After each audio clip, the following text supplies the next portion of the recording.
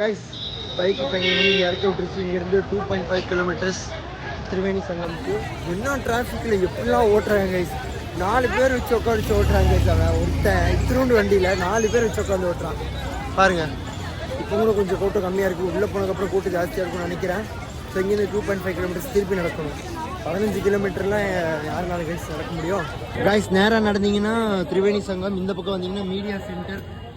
Media சென்டர்னால் உள்ளே என்னன்னு தெரில. மீடியா ப்ராட்காஸ்ட் அவங்களா இருப்பாங்களோ தெரில. இங்கே பார்த்தீங்கன்னா மேப் போட்டிருப்பாங்க எங்கெங்கே எந்த பக்கம் எப்படி போகணுன்ட்டு. கூட்டத்தை பாருங்கள், கூட்டத்தை பாருங்கள்.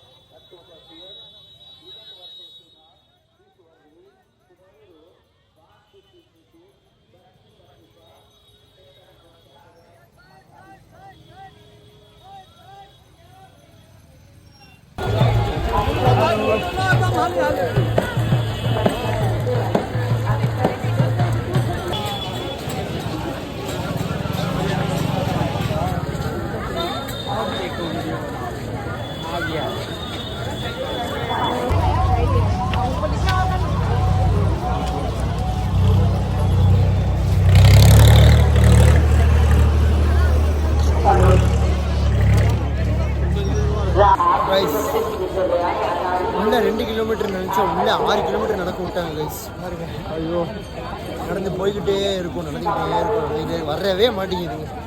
என் வாழ்க்கையில் இவ்வளோ நடந்தது இல்லை கைஸ். இருட்டே போகுது பகல்ல இருந்து.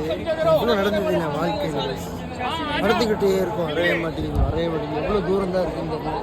கூட்டம் தான் எரியுது தவிர திரிவேணி சங்கமே வர மாட்டேங்குது.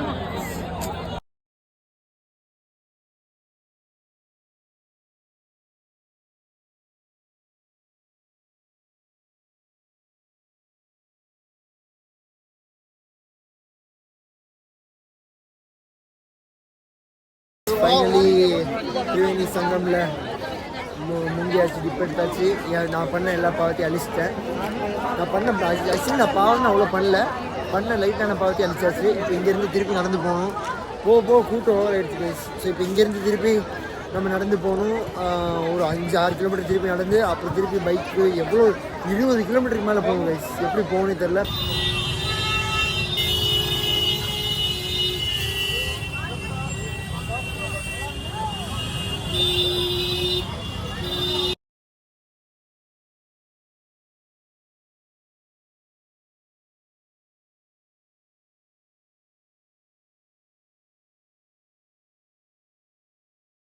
ஒரு ட்ராஜிக் இன்சிடெண்ட் ஆகிடுச்சு.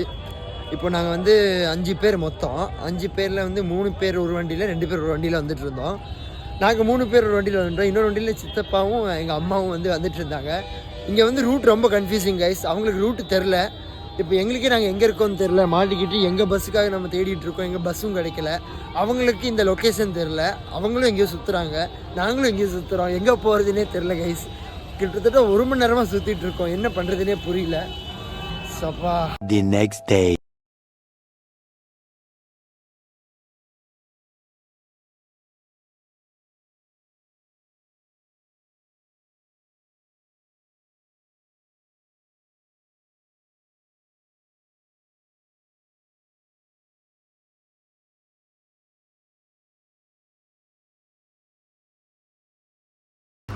So guys, good morning.